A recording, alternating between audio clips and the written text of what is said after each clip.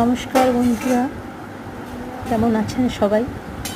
আশা করি সবাই খুব ভালো আছেন।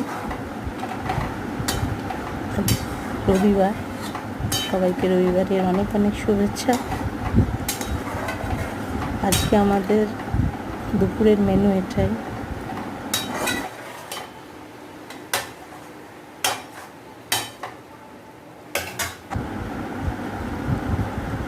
পাতলা মুরগির মাংসের ঝোল, ব্যাস এইটুকুই। আপনাদের বাড়িতে কার কী রান্না হচ্ছে জানাবেন, আর রান্নাটা কেমন হয়েছে সেটা অবশ্যই আমাকে জানান। সবাই খুব ভালো থাকবেন। দেখা হবে পরের কোনো